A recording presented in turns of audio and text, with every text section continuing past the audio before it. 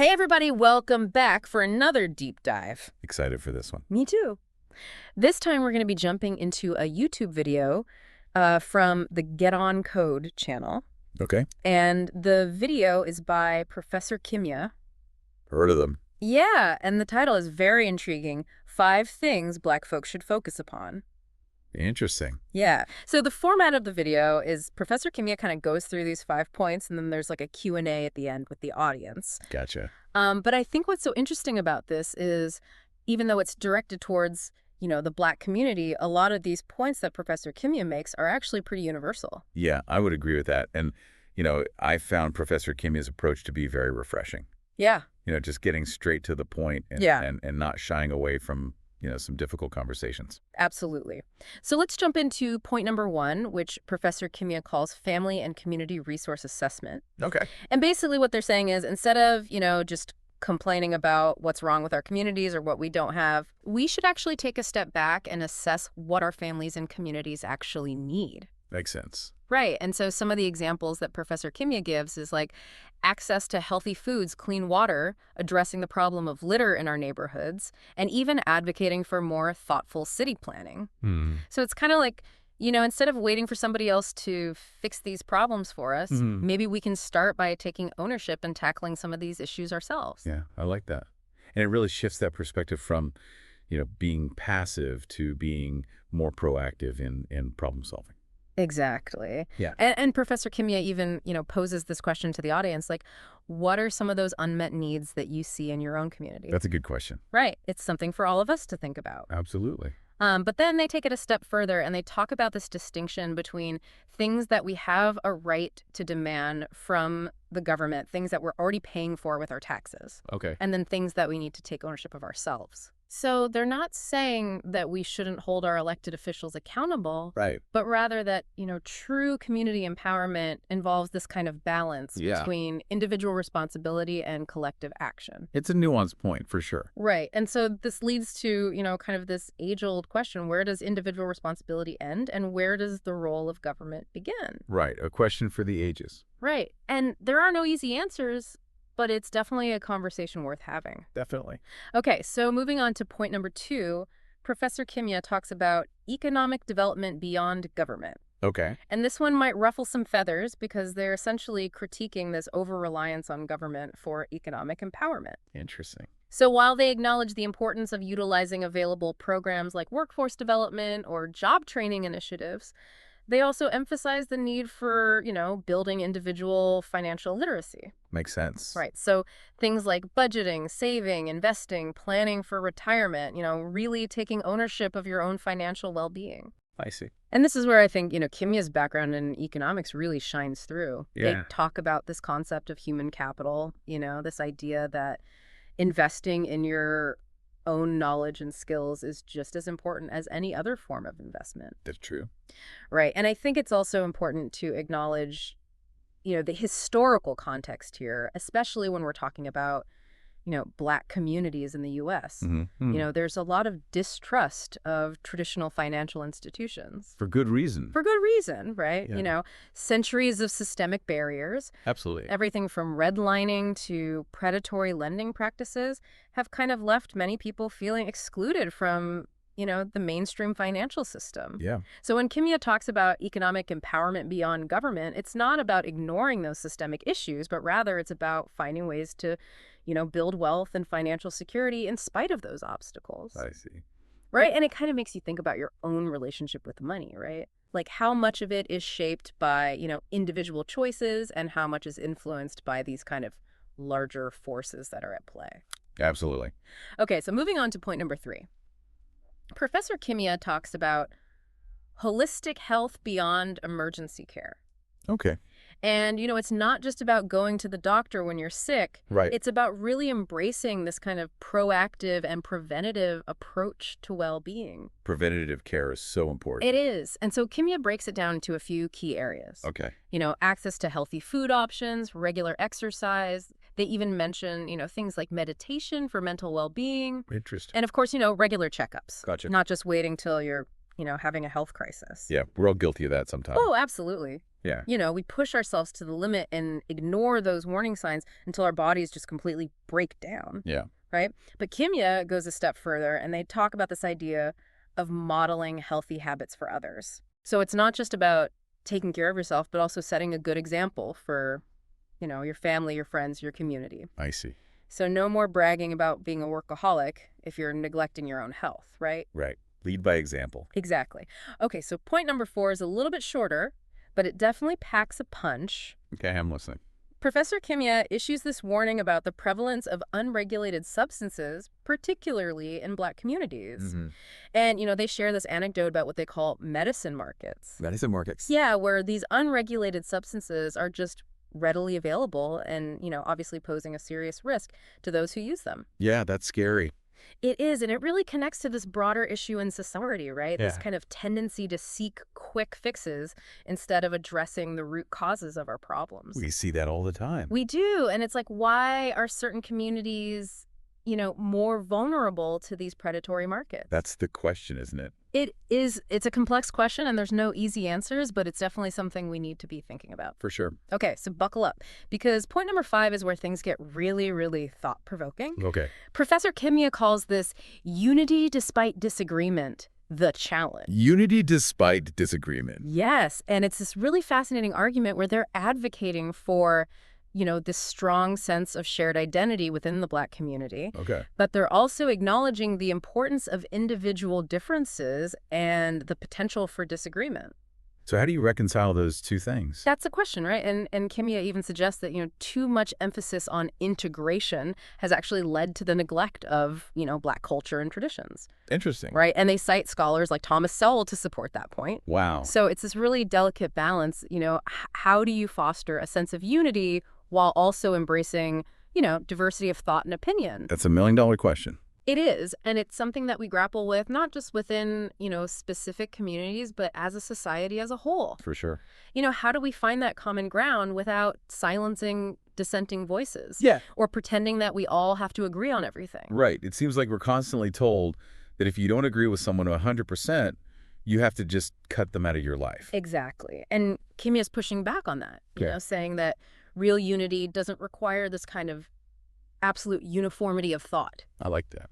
Right. And they give some really relatable examples like, people threatening to cut off family members over political differences. Oh, yeah. We see that all the time. All the time, right? But in reality, those relationships often endure despite those differences. They do. And so Kimya's point is that we need to focus on those common denominators. Okay. Those shared goals that can unite us even amidst friction. So finding that common ground. Exactly. And I think a lot of us can relate to that, right? Absolutely. Family gatherings can be a minefield of differing opinions. For sure. But at the end of the day, there's usually more that unites us than divides us. Yeah. But then Kimya's analysis takes this even sharper turn. Right. And they start talking about how outrage, while often valid and important, can sometimes be more performative than productive. Right? And they're saying that, true change requires more than just expressing anger. So what are they suggesting? It's about channeling those emotions into concrete action. Oh, yeah. Holding leaders accountable, demanding transparency. I see. And they even suggest specific tools for doing that, like demanding financial audits to ensure that, resources are being used responsibly and effectively. Interesting. So it's about moving beyond, those kind of symbolic gestures. Right. And really demanding accountability from those in positions of power. Makes sense. Wow. I mean, we've covered a lot of ground here. We have. Professor Kimya has really given us a lot to think about. I have. And what I appreciate is that, it's not just about agreeing with every single point that they make. Right. It's about engaging in that critical thinking, questioning assumptions, and having those tough conversations. Even when they're uncomfortable. Even when they're uncomfortable. Exactly. I like that. So I'm curious, if Professor Kimya could design a school curriculum based on these 5 areas, what would that look like? Ooh, that's a good question. Right. What would it look like? How would it equip, young people to navigate these complex issues and become, agents of change in their communities? Yeah, that's a deep dive in itself. It is, and maybe that's the deep dive that all of us need to take. Perhaps. It's interesting thinking about that school curriculum. Like, imagine if young people, were graduating with the skills to assess community needs or understand financial principles, prioritize their well-being, recognize those dangers of quick fixes, Right. and even navigate disagreements constructively. It'd be a game changer. Would be a game changer. And it makes you wonder, like, why aren't these things already, emphasized more in our education system? I know, right? But one thing that really stuck with me from that last point about unity amidst disagreement is that we often confuse disagreement with disrespect.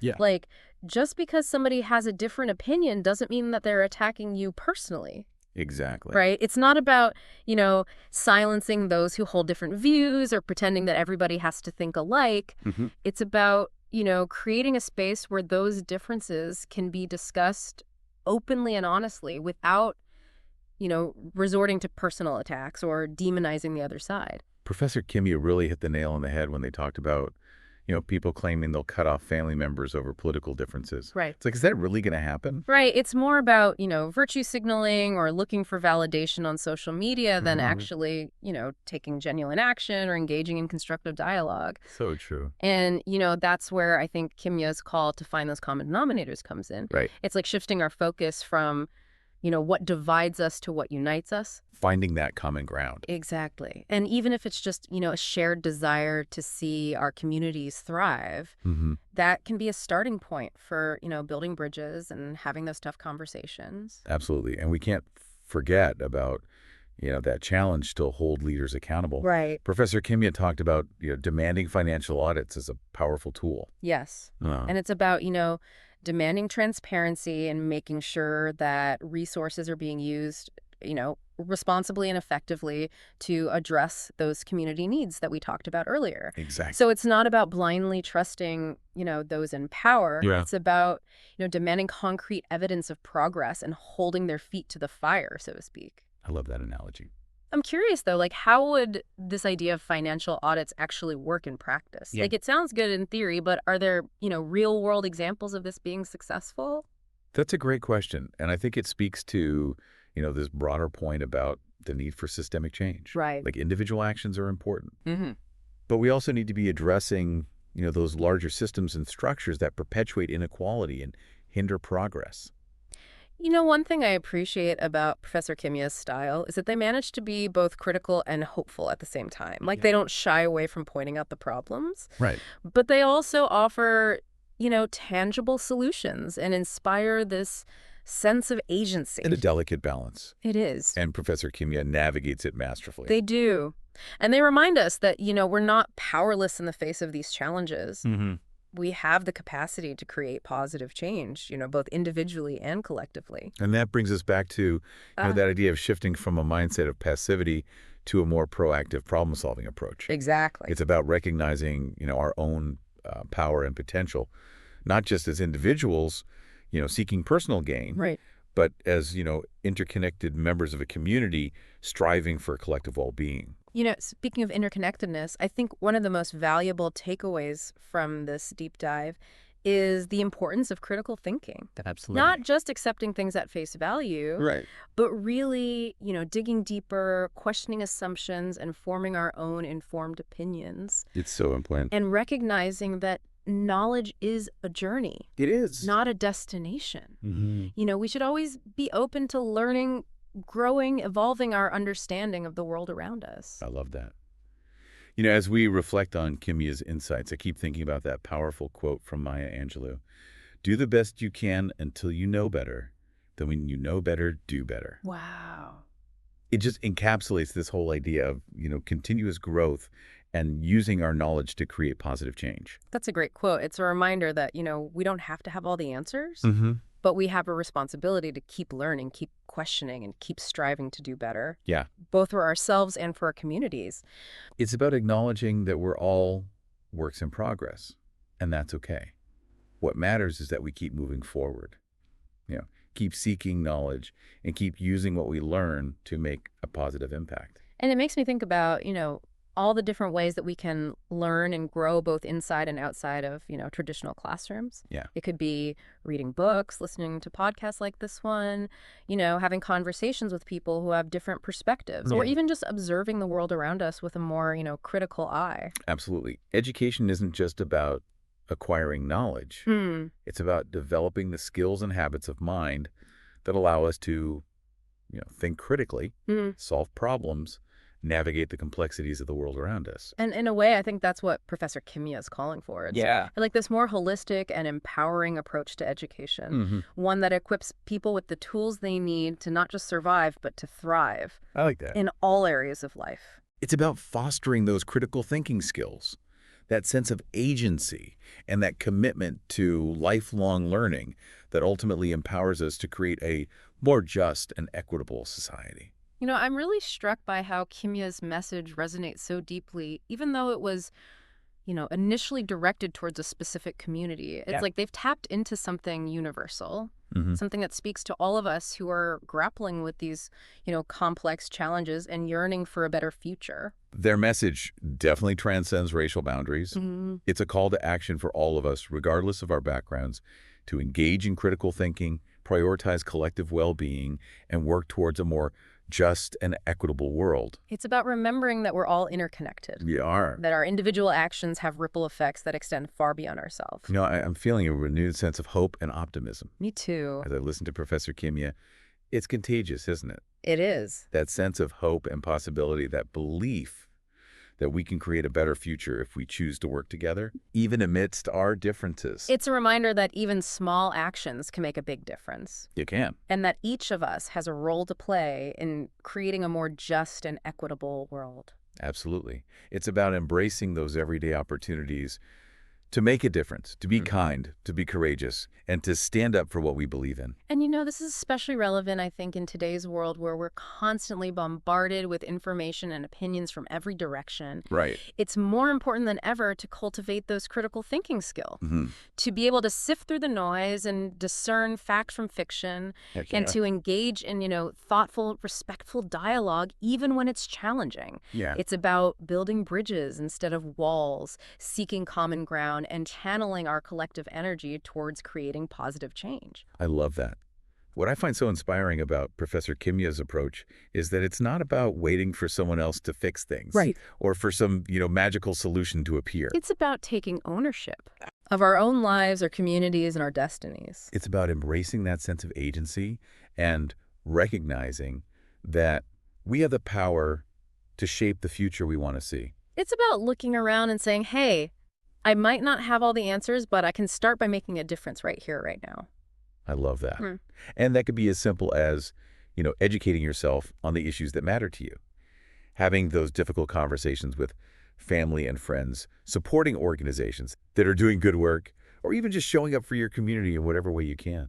It's about recognizing that we all have something unique to offer. Yeah. And that even the smallest actions can contribute to something much bigger than ourselves. Absolutely. It's amazing how Professor Kimya brings all those points together, isn't it? Yeah. From assessing the needs of our communities to economic empowerment, Right. prioritizing our well-being to the dangers of those quick fixes, and then that whole challenge of unity amidst disagreement. Right. It's like they've given us this roadmap, Yeah. for personal and collective transformation. And it's not about, waiting for somebody else to fix it for us. It's about each of us, taking responsibility, stepping up. Yeah. And making a difference right where we are. I think that's what makes Kimya's message so empowering, Yeah. that we all have agency, we all have something to contribute, and we can start making a difference today. Right. It's not about being perfect or having all the answers. It's about taking those small steps, those consistent actions that over time, create ripples of change. One thing that stood out to me was Kimya's emphasis on education and knowledge. Oh, yeah. And not just formal schooling, but like a lifelong love of learning critical thinking, engaging with new ideas and perspectives. It's funny you say that because Kimya never explicitly says, education is one of the 5 things. Right. But it's woven throughout their whole message. It is. It's like they're saying, hey, if you really want to make a difference, you got to keep learning, keep growing. Yep. Keep expanding your understanding of the world. And that learning can take so many forms. Right. Reading books, listening to podcasts like this one, Yeah. attending workshops, having conversations with people who have, different perspectives, or even just, observing the world around us. I love that, observing the world around us Yeah. with a more critical eye. Yeah, it's like putting on a new pair of glasses That is. and suddenly seeing things you never noticed before. Yeah, and it makes me think about, just the power of conversation. Oh, absolutely. Sharing knowledge and perspectives. Mm-hmm. It can be a form of activism in itself. Yeah, those conversations, those moments of genuine exchange, Yeah. they can spark new ideas, challenge assumptions, Right. create those aha moments Yes. that lead to, personal growth and ultimately collective action. It's like planting those seeds It is. of awareness, of Big understanding, systemic. of possibility. And you never know how those seeds might take root and grow into something powerful. And it's interesting because even though, Professor Kimya's message was initially directed towards the Black community, Right. their insights are relevant for all of us, They are. regardless of our backgrounds. Those challenges that they're talking about, economic inequality, Mm-hmm. health disparities, the need for unity, amidst difference, the importance of critical thinking, lifelong learning. These are things that touch all of our lives In some way. in some way. Yeah, and it's a reminder that, we're all part of this interconnected web, We are. and that, working towards justice and equity benefits everyone, Absolutely. not just specific groups. It's a reminder that we all have a stake in creating a more just and equitable world. A world where everyone has the opportunity to, reach their full potential, Yes. contribute their unique gifts and talents. And Professor Kimya's message is like this powerful call to action It is. for all of us to step up, to get involved, to use our voices to make a difference. So as we wrap up this deep dive, I want to encourage you, the listener, to go back and revisit those 5 points. Yeah. What resonated most with you? What sparked a new thought? Exactly. What small step can you take today, right now, to embody this message of empowerment and positive change? And remember, it's not about perfection. Right. It's about progress. It's about those small, consistent actions, Yeah. those daily choices that over time can add up to something extraordinary. Absolutely. And it's about recognizing that we all have that power to make a difference. We do. And that even our small efforts can create, ripples of change that transform the world around us. So keep those critical thinking caps on, stay curious, stay engaged, and never stop learning and growing. The world needs your unique voice, your insights, and your actions. Thanks for joining us on this deep dive. We'll be back next week with another thought-provoking exploration. Until then, keep those conversations going, keep those minds open, and keep striving to make a difference in your own unique way.